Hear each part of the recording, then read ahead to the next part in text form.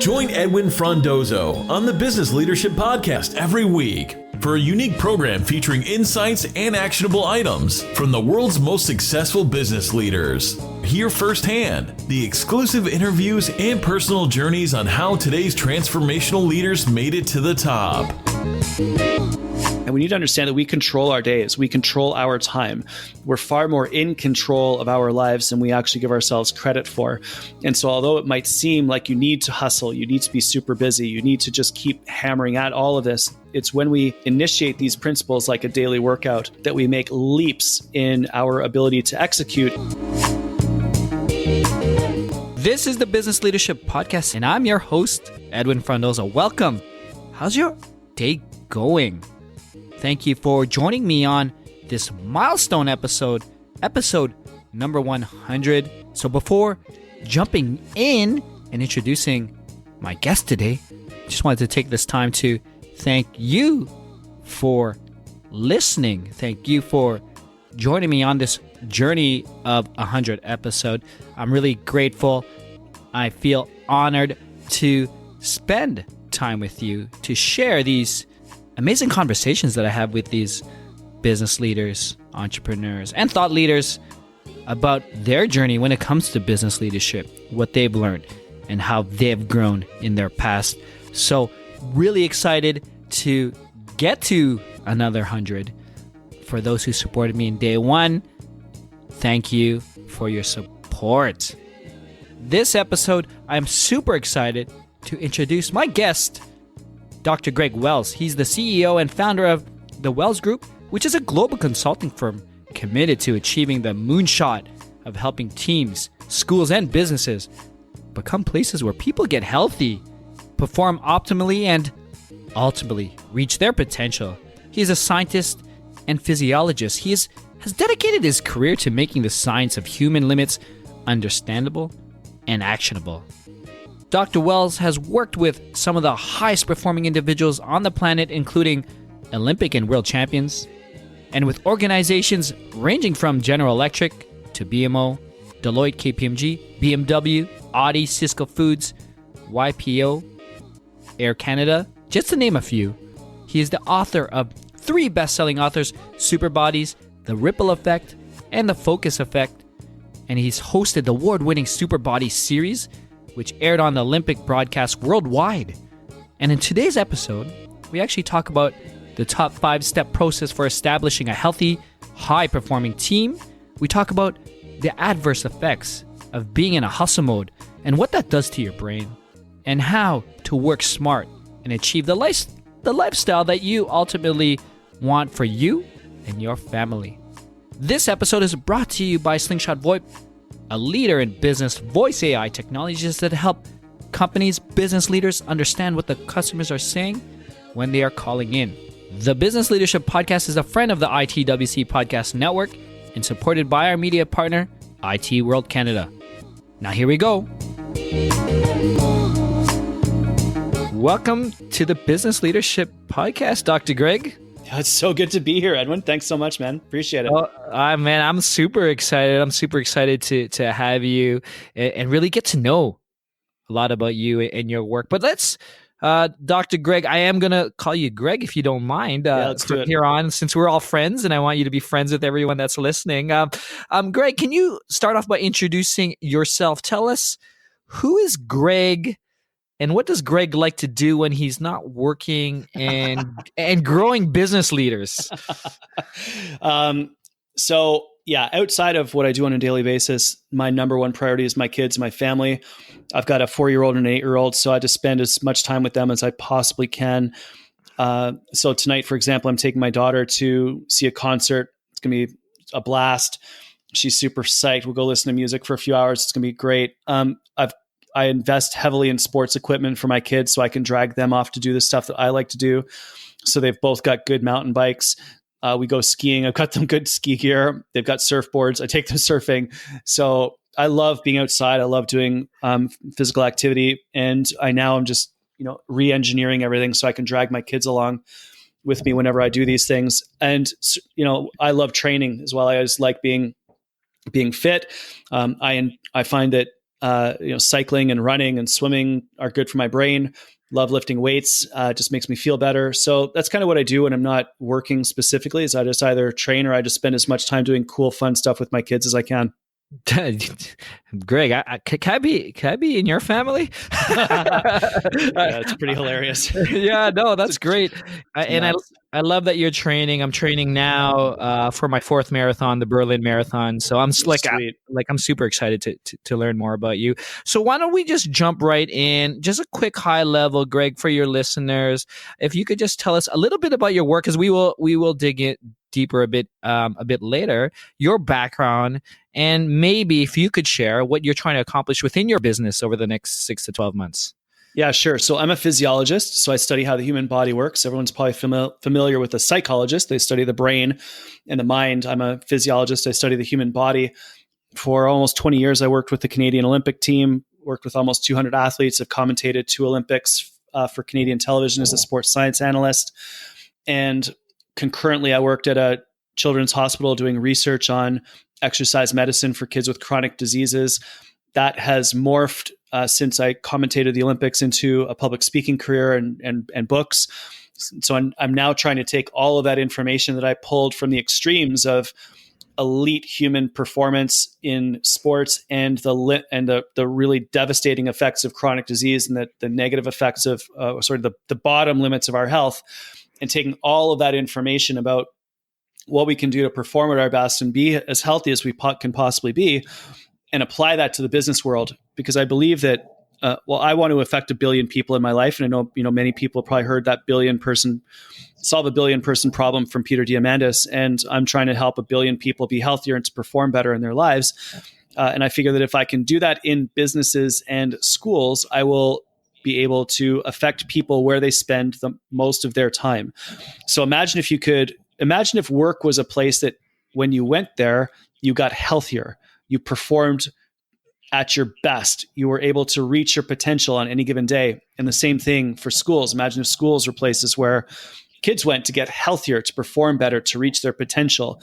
And that's what I'm trying to craft right now, is translate the knowledge from the research to help people do that and to activate that in their own lives. Oh man, that's amazing. I love that work. I love how you're putting it all together and bringing it down to children, because I have a young daughter as well. So super important. Hopefully I could help you with my network or with your special projects, help you get to that 1 billion as well, Greg. One thing I want to get into, and you already alleviated to it, because you've worked with the Olympic athletes, and these are elite athletes, and a lot of your work is, drawing the parallelism between elite athletes and top executives that help them lead, perform at the highest level. So, you've done a lot of research, Greg. So what does the science behind these world-class athletes say about improving performance and health within the business capacity? Yeah. So if you're a business person, you're trying to figure out, what do I take away from this? What does Greg know that can help me? Obviously we don't need to be training physically 8 to 10 hours a day, but you're working in your business 8 to 10 hours a day. And what I've discovered about elite athletes who are successful, and now that I'm spending more and more time with business people and some of the most successful business people on the planet, which is just such an incredible gift and opportunity, I'm so grateful for it. What I've discovered is that there's certain patterns that are emerging. And, when you do this enough, you end up with pattern recognition. And I'm seeing that a very consistent pattern is consistency between lifestyle and what you're trying to accomplish. So those people who are successful because they've crafted a certain lifestyle. And I think the mistake that a lot of us make is that we think that we are going to work really, really hard. We're going to build our business and we're going to sacrifice our health in order to build this business. And then once the business is awesome and it's crushing it and I'm dominating, then I will work on being healthy. And we'll have the lifestyle that I want, because I'll have the money to be able to do that. And frankly, I think that's backwards. I think that if we craft the lifestyle that we want, that ultimately that is what sets the stage for people to be successful. Similar in sports, if you craft a lifestyle that enables you to be a 24-hour athlete, you're going to reach your potential physiologically and in your sport. Similarly with business people, I would love for you to consider your lifestyle. Are you training so that you are physically fit, so you have the energy that you need to be able to crush it during the day at a sales meeting, at a strategy session, in whatever it is that you do in your work?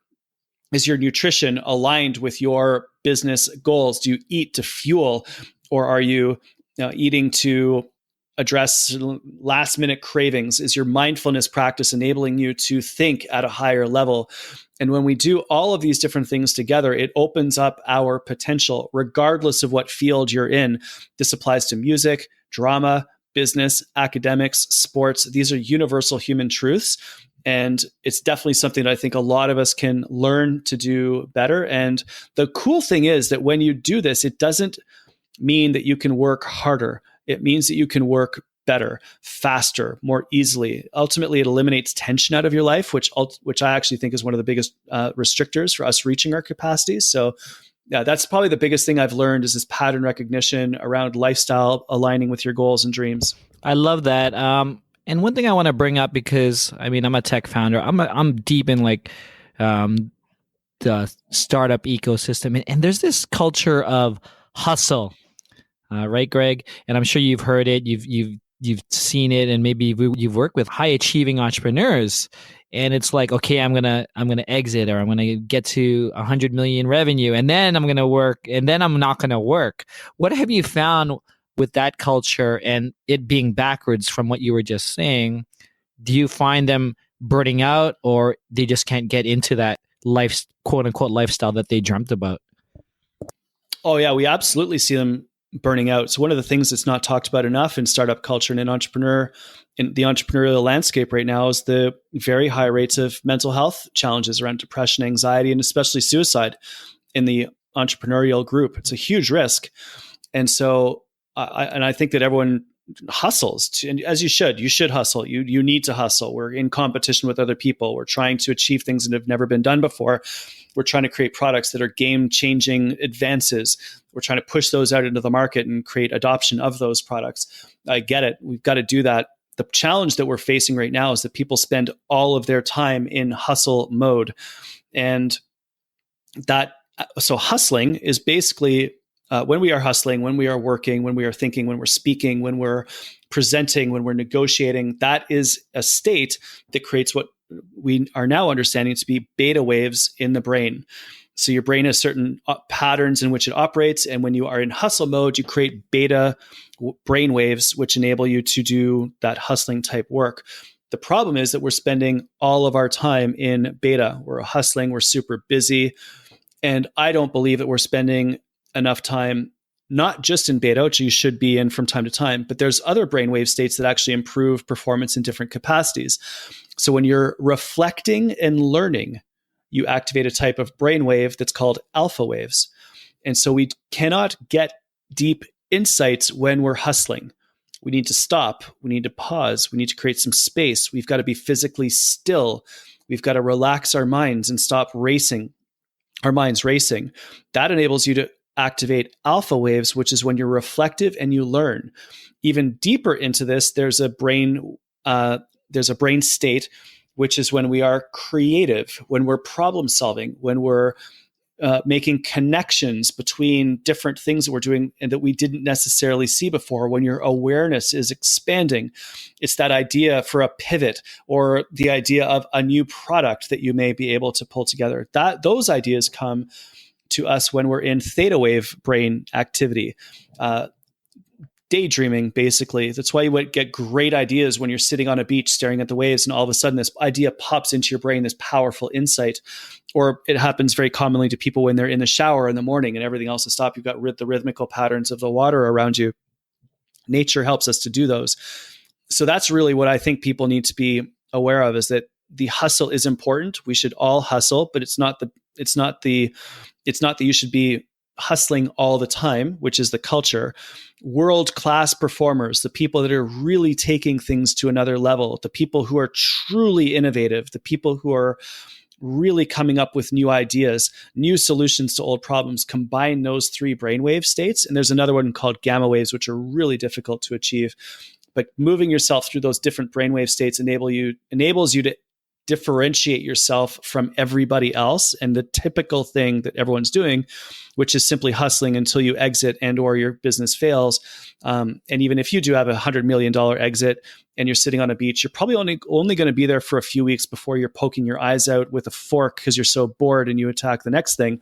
Because if you're an entrepreneur, you're just an entrepreneur. You always will be an entrepreneur. So we need to do things a little bit differently. And I think by doing things differently, it really opens up our potential. Well, that's great. I got one more question for this, getting into all these different brain states, and it's super fascinating. Do you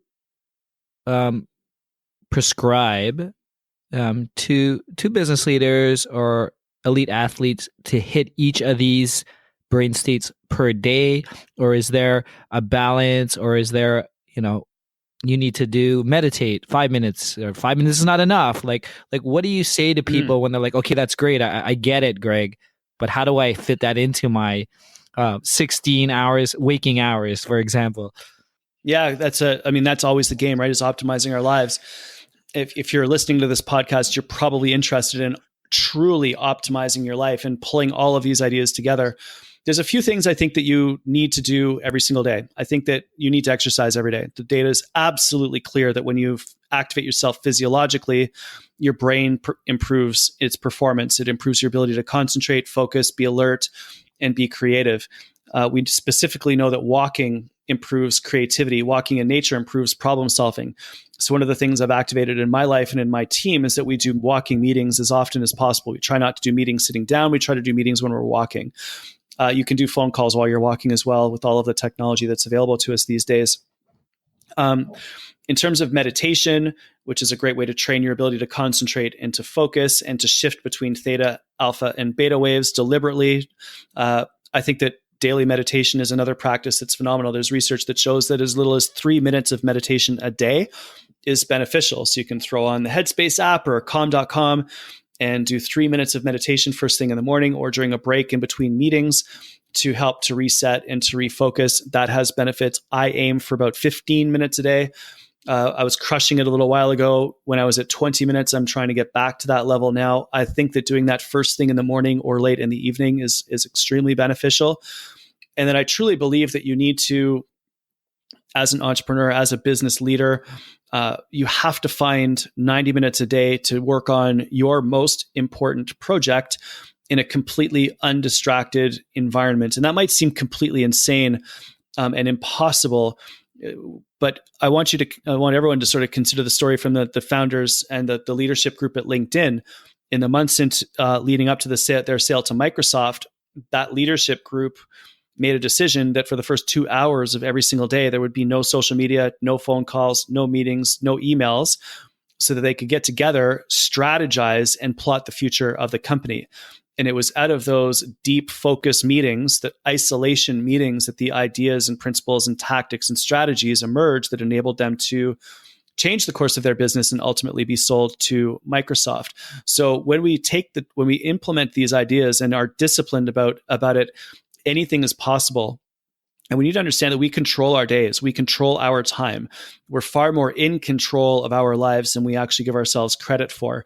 And so although it might seem like you need to hustle, you need to be super busy, you need to just keep hammering at all of this, it's when we initiate these principles, like a daily workout, like 5 minutes of meditation in between meetings, 90 minutes to work on your single most important project in a completely undistracted environment consistently over months, that we make leaps in our ability to execute and in our actual accomplishments. So it's a slightly different approach, but it's one that I've seen over and over and over and over again in all disciplines, which is why I think that it's another one of those universal human truths. No, that's great. And that example with the LinkedIn executives, do you see that 90-minute uninterrupted work most effective during that morning time? For business, yes, I believe that it is best to do it in the morning because that is when you have the most energy. That is when your decision fatigue is at its lowest. But there's two types of people when it comes to our sleep physiology. There's early risers and then there's night owls. If you are an early riser, you wake up in the morning, you do your best work first thing in the morning. I do my very best work from 6:30 till about 11 o'clock every single day. I know that I need to do, if I've got a big project, that is when I should be doing it. I'm not as effective in the afternoon. However, there's other groups of people that physiologically are night owls. They work much better in the afternoon and evening, in which case it might be better for those people to schedule their 90-minute blocks of work where they attack their most important problems in the afternoon and evening. The most important thing is to do it consistently, the exact same time of day, when you are at your best physiologically, when your circadian rhythms are enabling you to be at your most energetic, most focused, highest levels of concentration, best alertness. And when you do that, that's when you have the best chance of making the greatest accomplishment. So pay attention to your own energy levels, and you probably fall into one of those two categories. And if you do, align your days accordingly.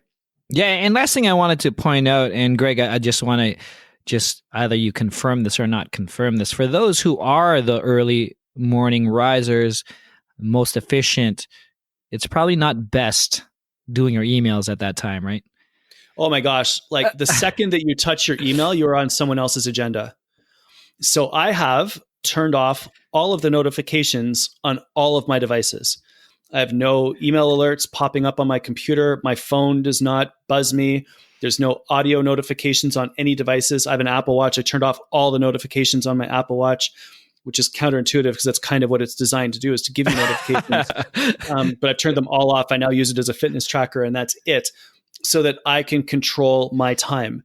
And again, world-class performers, all disciplines, control their communications.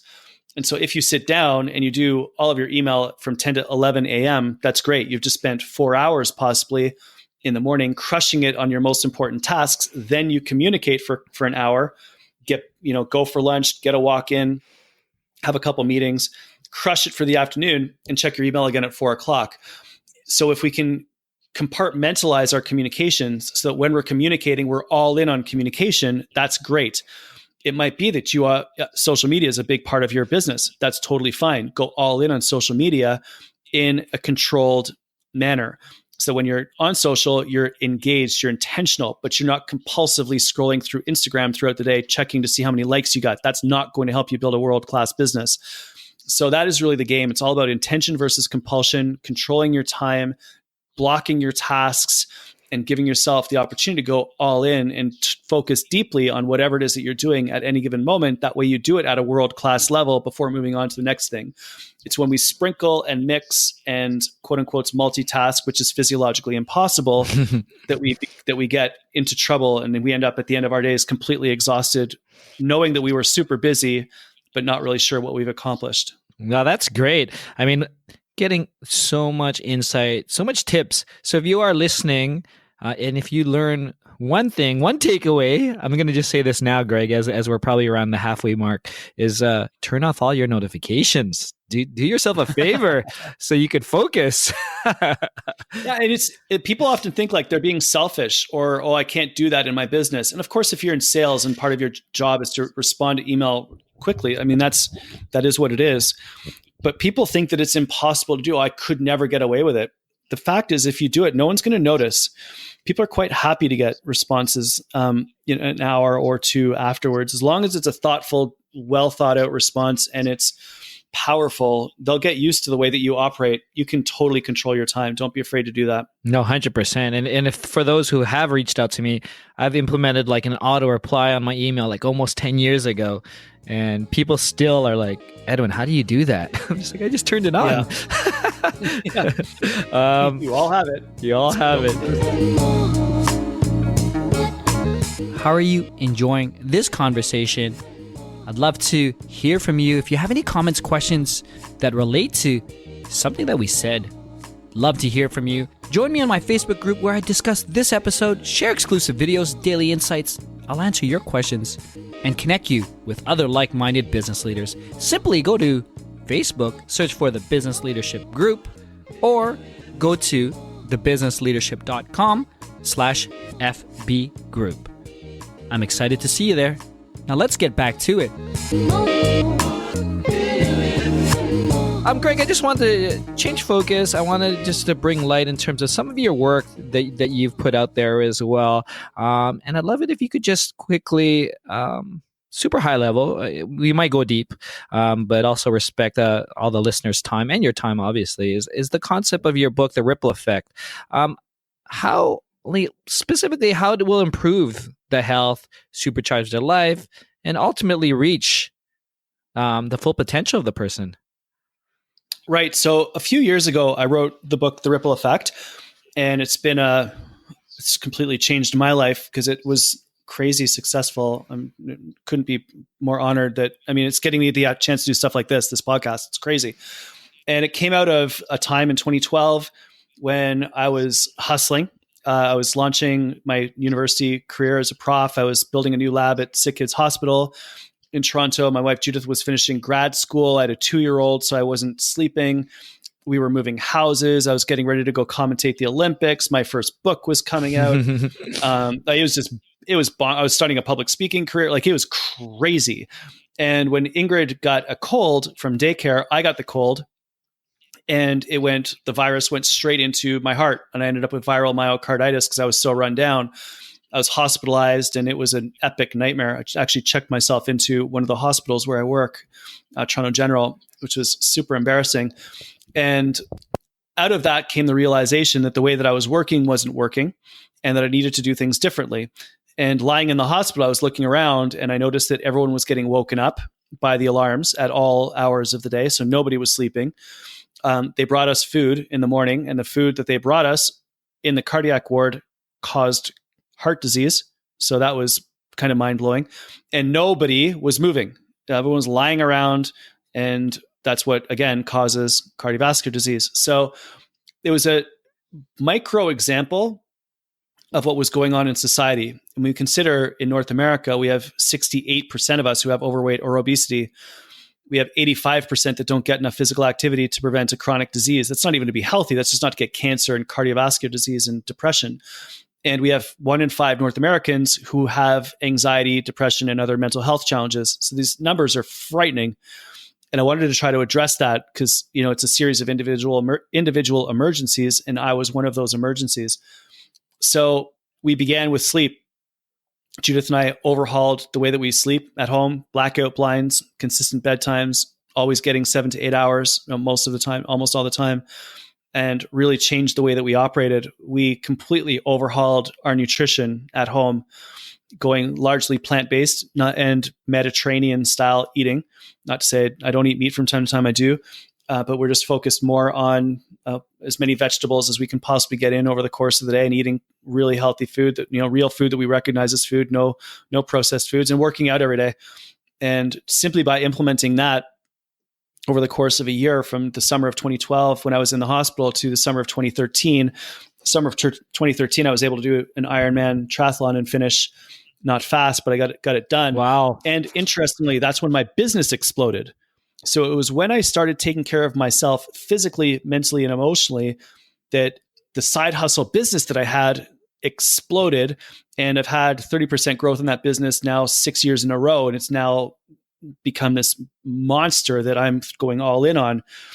So it was bizarre that once I controlled my lifestyle and I took more time for myself, that everything else in my life started to go so much better. And ultimately my life is in a totally different place as a result. And we're all so much happier, so much healthier, and so much more successful these days. No, that's great. And that brings up to an earlier point that you had brought up, was like designing this lifestyle and everything else will make sense, right?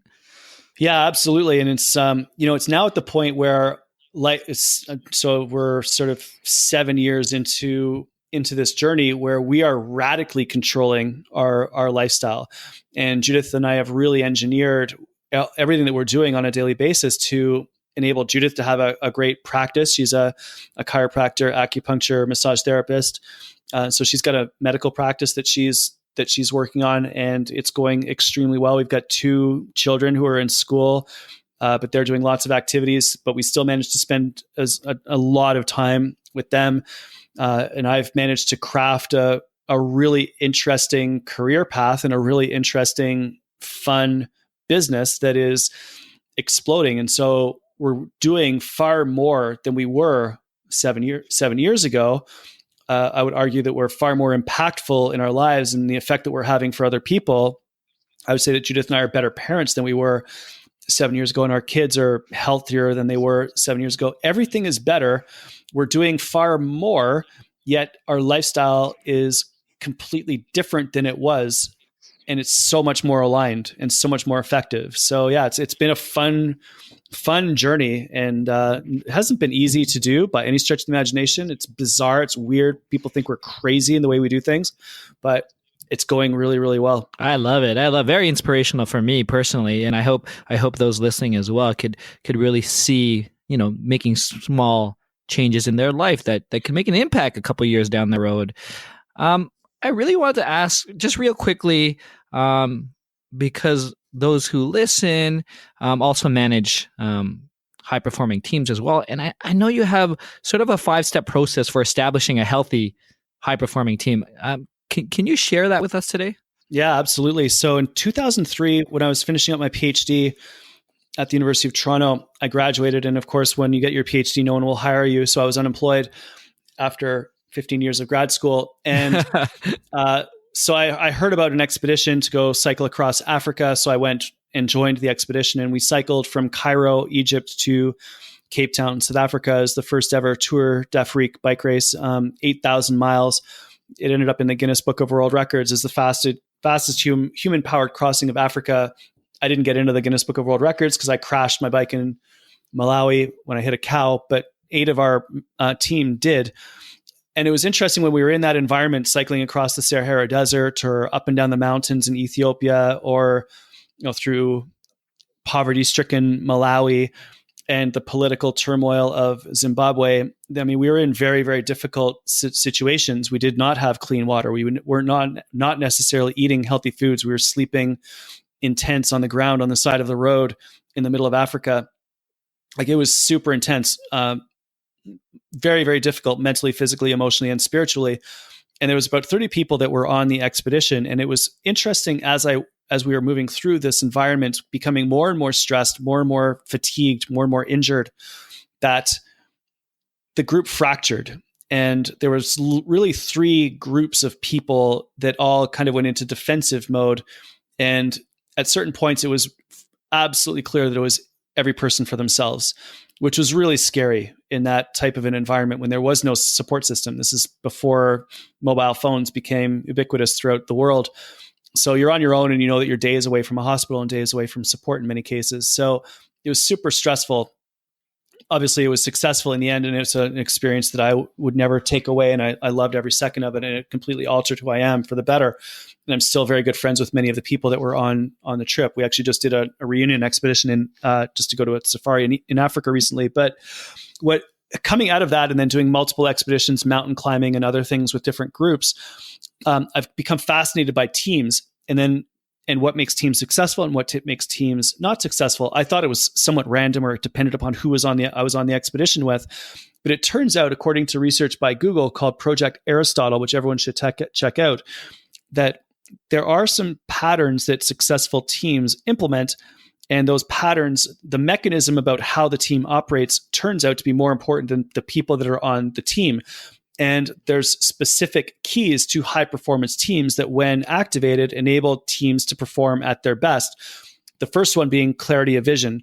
If the team is clear about where they're going and what they're trying to accomplish, then it's more likely that the team is going to perform at the highest possible level. So the fact that we were able to cycle across Africa, the first group ever to cycle across Africa, enabled us to get through those difficult times. Elon Musk speaks of Tesla as creating a carbon-free future, not as a car company, for example. The second element is psychological safety, making sure that the support outweighs the risks that are being taken. The third element being dependability. People do what they actually say they're going to do, which means shifting into priority management, not time management. And then the last 2 are wrapped up together in meaning and impact.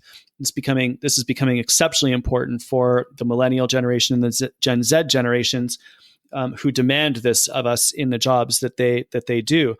So when we have those 5 factors together, clarity of vision, psychological safety, dependability, meaning, and impact, that enables teams to operate at their absolute best. So I've become somewhat obsessed lately about exploring that idea and finding ways in which we can actually do that, because now I'm leading a team of people to try to do something really powerful in the world. So that's definitely something to consider for all the people listening. There's a really good summary of it in the New York Times. So if you search New York Times high performance teams or Project Aristotle, you'll find the article, and it's really interesting deep dive into it. Well, that's great. I appreciate you sharing that. And when you bring in this 5-step process, typically if you're within a large organization and you're managing a small team within that, is it helpful that it's coming from the C-level, like you mentioned, Elon Musk, or can you do it and isolate this within a small team as well?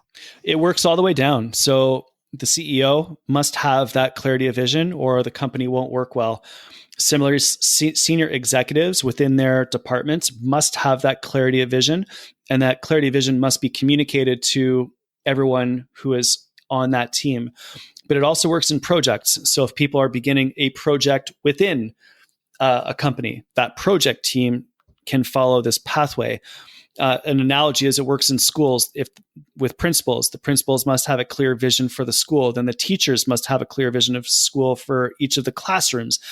And then within the classroom, there may be certain learning units that occur. And there must be clarity of vision and dependability and psychological safety and meaning and impact for all of those different layers. When we have that within our organizations, even if it's a small team, then everything works at a much more efficient, much more effective level. Relationships improve, outcomes improve, and it's an interesting strategy to be able to use because it renders team performance, it turns team performance into something that's controllable and consistent. No, thank you for sharing. Really appreciate that, Greg. With this podcast, I've been building out an amazing reading list for myself and for my listeners. Is there something that you're currently reading now that had some impact, or something that you're really happy that you learned? It doesn't have to be nonfiction or personal development. It could be something on the fiction, but that you'd love to share with us today. Yeah, one of the books that I think everyone might really like, it's a huge book. It's really thick. It's not a paperback, is A Day at El Bulli, Elbulli. And it's a thick book. It's all about a restaurant called El Bulli, which is one of the top restaurants in the world. It operated in Spain for a few years. It was generally considered to be one of the best restaurants on the planet. It was only open for 6 months a year. They'd shut down for 6 months. They'd open for 6 months. They'd change the menu every single day. And the reason why I recommend it for people is because it's incredible insight into the creative process. The menus are there. The tools are there. The process that they use for coming up with new recipes is there. The description of how they operate the restaurant and create experiences is there. So it's a beautiful template that people can use to try to figure out or get some inspiration around creating unique experiences and building gorgeous processes that operate within the company and optimizing the creativity and the different ways in which you can operate. People often think that businesses must run 24/7, 365 these days, but this is an example of someone that took 6 months off every year just to be creative and come up with new ideas. And the end result was the most successful restaurant on the planet for a while. So check out A Day at El Bulli. Dan L. Bully. Thank you for sharing that. I'm super excited. I was writing it down as you were talking just for myself to check it out. Can you, Greg, quickly name a person who had a tremendous impact to you as a business leader? Anyone who comes to mind, and why? What did they do? I had a chance to spend a few minutes with Steve Wozniak a couple years ago. We were both speaking at the same event, and we had a chance to chat in the green room after Steve got off the stage. And 5 minutes with Steve Wozniak is pretty powerful. And one of the really interesting things that we ended up talking about was creativity, and that's really what it was all about for him, was the ability to be creative, to enable other people to be more creative, and how his entire life was geared around having fun and playing jokes, like telling jokes, learning jokes, and just thoroughly enjoying his life. And I thought that was really fascinating. He had billions of dollars of Apple stock. He gave almost all of it away to Apple employees. Kept think about 100 million for himself because he figured that's the most that he could ever have or spend in his lifetime. So pretty wild how his principles in life were completely aligned. I was blown away by the fact that he was more focused on creativity than engineering, or he used engineering as a vehicle for creativity, and how he really worked on trying to build fun and laughter and happiness into his entire life. It was one of the most awesome 5 minutes I've ever had in my life, and really, really impactful, even though it was only 5 minutes. Oh, that's amazing. Thank you for sharing that story. And it only puts things into perspective as well, as you talk about, some of his passions and what he did, and also like how much money is really enough, right? It's an interesting point of view. I could make do with 100 million. I'm pretty sure I could figure that out. Yeah, exactly, right? I could make that work. Fun question. If I were to ask any of your team members, current or past, colleagues, peers, what's the best leadership quality that Greg possessed? What do you think they would say? Probably, I think the best leadership quality that I have is probably also my biggest weakness, is the fact that I really give people autonomy and freedom to do what they want and to focus on and leverage their strengths, which is great in some cases because people have the complete freedom to do what they want to do and to operate autonomously. Similarly, it can be a bit of a drawback. Some people need more interaction than others, and I've definitely sort of let that line out too far in certain situations, and that's caused some resentment at the same time. So yeah, I think that my trust of people, my ability to give people the freedom to do what they want to do and to leverage their own strengths and to, I like to see the ultimate in delegation basically. But it's a fine line between making that work and letting it go out too far. And sometimes it works and sometimes it hasn't worked. So that's a work in progress, something I'm still operating on and trying to get better at. But I think that would be my greatest strength and my greatest weakness. Oh, awesome. Well, thank you for that. So what else is going on, Greg? I know we talked a bunch of stuff. We talked about some of the goals of hitting 1 billion people. But do you have any other special projects, initiatives, or anything super, super fun that you're looking towards or losing sleep about? Yeah, that's a really relevant question. I have been losing sleep for the last few nights about really setting the stage for the future. So I've gone through 2018 was a big year of transition.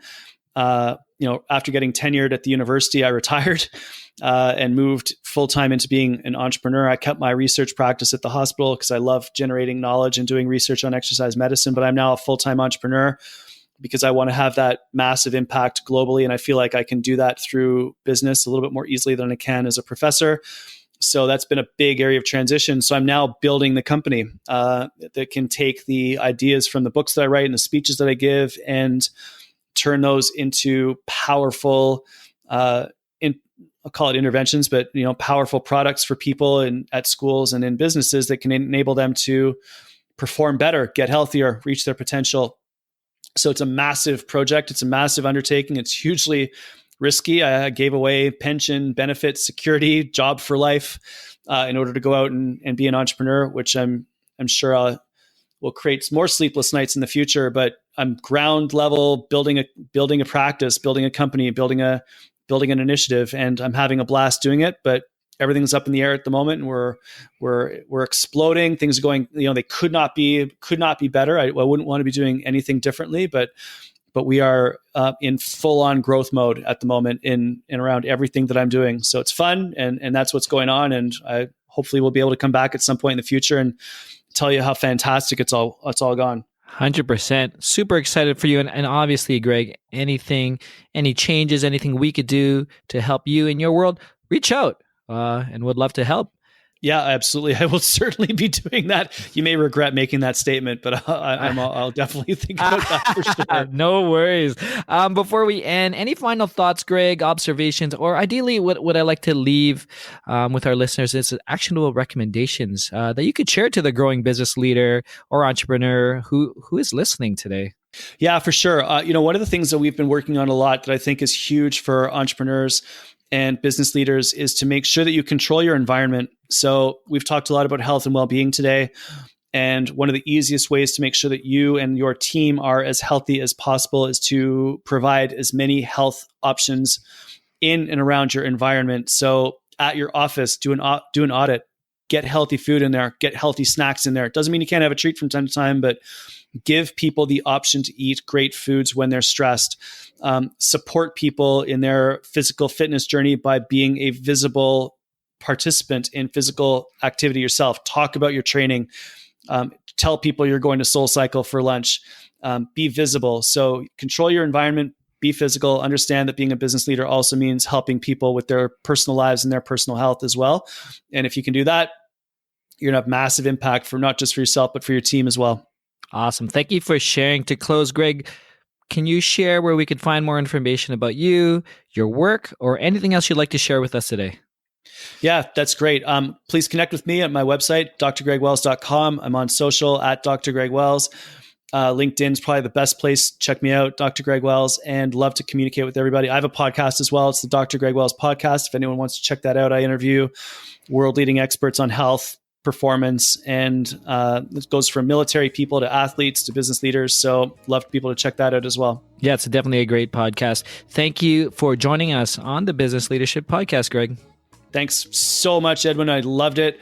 Really appreciate the opportunity to connect with your audience. It's been a blast. Appreciate it. Look forward to doing round 2. We'll talk soon. That's it, Biz Leaders. Thank you for joining me on the Business Leadership Podcast, milestone episode number 100 with Dr. Greg Wells. If you want to learn more about Dr. Wells, the Wells Group, his books, or anything else that we discussed, please go to thebusinessleadership.com/100. Join me on my free private Facebook group where I will discuss this episode, answer your questions, and connect you with other like-minded business leaders. Simply go to thebusinessleadership.com/FB group or search for the Business Leadership Group directly in Facebook. If you haven't done so yet, please subscribe and rate the podcast on Apple Podcasts, Google Podcasts, Spotify, or wherever you are listening to this podcast today.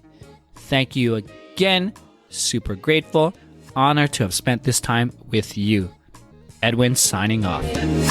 Thank you for listening to the Business Leadership Podcast at thebusinessleadership.com.